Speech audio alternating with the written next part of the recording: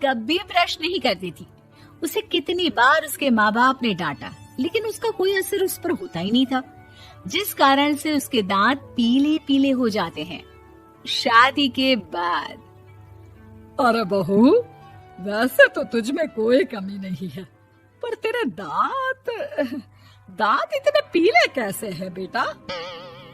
कैसे मतलब? कोई सर्जरी थोड़ी ना कराई है।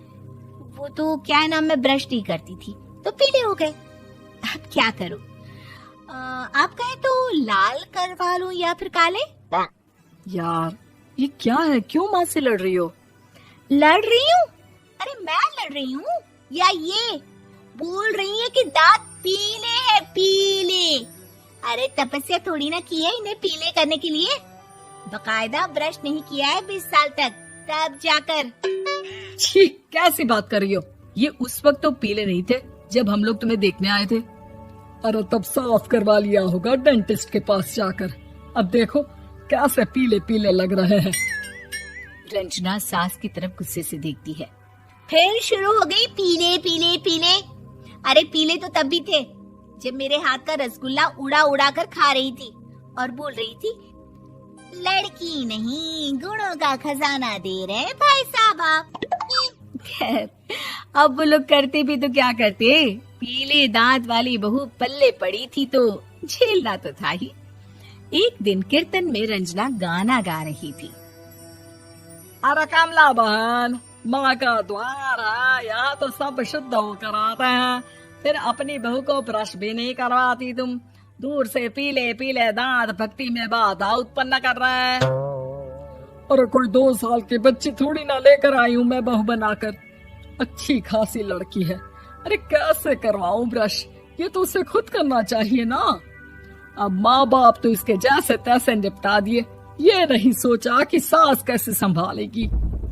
सास बहू को लेकर घर आ जाती है, लेकिन सोच लेती है कि अब इसे लेकर कहीं नहीं जाएगी। अगले रोज बहू कहती है, अरे क्या हो गया, मंदिर नहीं जाना क्या? कीर्तन का वक्त हो रहा है। मेरी मधुर वाणी से कान्हा जी जागते हैं और सोते हैं। आप तो जानती है ना उनकी भक्ति में कितना मन लगता है मेरा। वो क्या है ना, तबीयत ठीक नहीं लग रही है मेरी, आराम करूंगी मैं। तबीयत ठीक नहीं लग रही? अभी तो मिथुन के गाने पर नाच रही थी आप, और अब बोल रही है कि तबीयत ठीक नहीं लग रही। अरे भक्ति में मन लगा लो सासू माँ, ऊपर जाना है, क्या मुंह दिखाओगी आप? हाँ? सास को बहू की बात पर गुस्सा आ जाता है।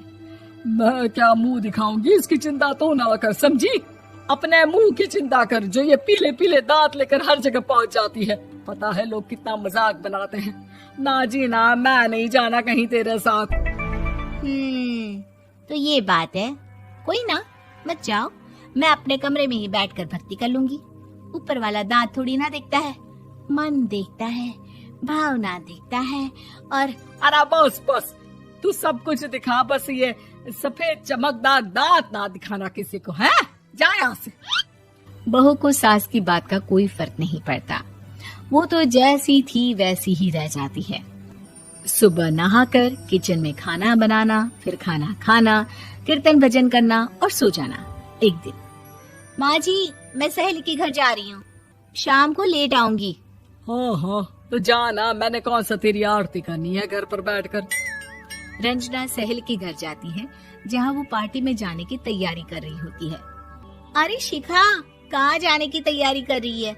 मैं गलत वक्त पर आ गई क्या? अरे नहीं यार, उल्टा सही वक्त पर आई है। मैंने ये साड़ी और ज्वेलरी निकाली है यार, शाम को इनके ऑफिस की एक पार्टी में जाना है। बताना कैसा लग रहा है ये सब? नहीं यार, इस ड्रेस के साथ तो वो वाली ज्वेलरी अच्छी लगेगी। हाँ हाँ सही बोल रही है, मैंने ध्यान ही नहीं दिया। वैसे तो हमेशा से मस्त फैशन सेंस रखती है। तो बड़ा जाती होगी ना पति के साथ पार्टी में।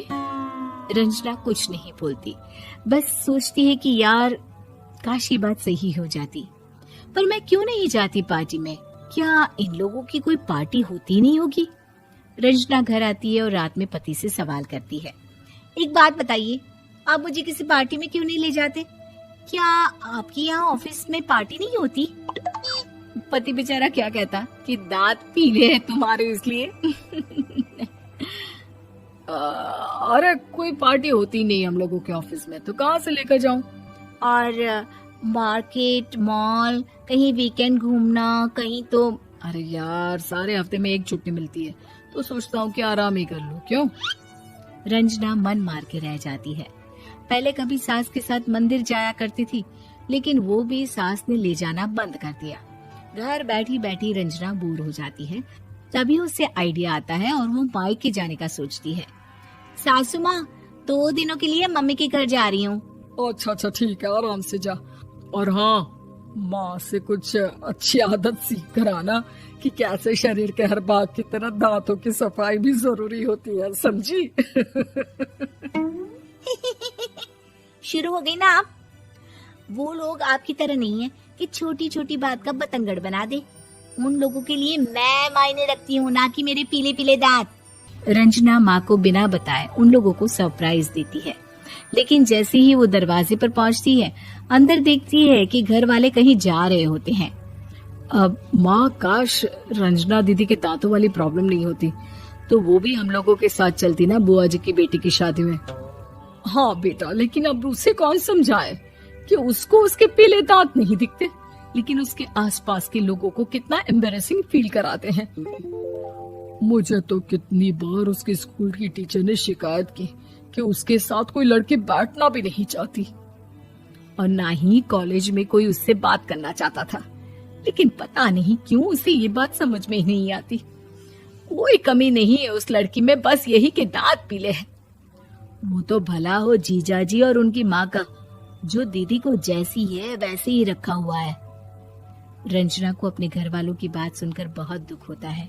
वो सोचती है कि वो क्या करे, लेकिन फिर वो सीधा डेंटिस्ट के पास जाती है, अपने दांत चमकाती है और कसम खाती है कि वो रोज ब्रश करेगी। अरे क्या हो गया? तुम तो 2 दिनों के लिए गई थी ना। पर कोई ना, अच्छा है, चलो आ गई तो। रंजना सास के सामने आकर खड़ी हो जाती है और पूरी स्माइल करती है, उसके चमकदार दांतों को दिखाती हुई। हैं? चले मंदिर। माँ, मुझे माफ कर दीजिए, मैंने आप लोगों को बहुत